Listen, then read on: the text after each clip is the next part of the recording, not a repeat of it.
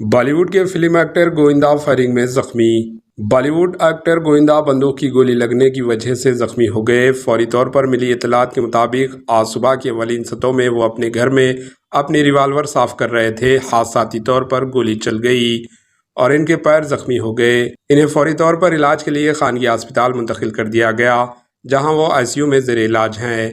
मालूम हुआ है कि जिस वक्त ये हादसा पेश आया उस वक्त गोविंदा घर पर अकेले थे। वो बाहर जाने की तैयारी कर रहे थे।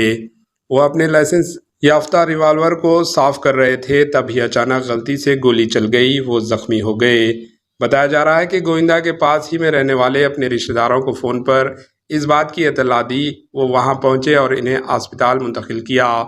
ज़राए के मुताबिक 60 साल एक्टर गोविंदा की रिवाल्वर साफ करने के दौरान मिस फायरिंग की वजह से गोली लगी। मुंबई पुलिस ने मौके पर पहुंचकर इनका रिवाल्वर कब्जे में लेकर मामले की तहकीकात शुरू कर दी। सीनियर पुलिस अफसर ने कहा कि जिस बंदूक से गोली चली वो लाइसेंस याफ्ता है। गोली लगने से गोविंदा के पैर से काफ़ी खून बह गया था, जिसकी वजह से इनकी भी हालत तशवीशनाक हो गई थी। फिलहाल इन्हें इलाज के लिए अंधेरी के प्राइवेट अस्पताल में शरीक करवाया गया।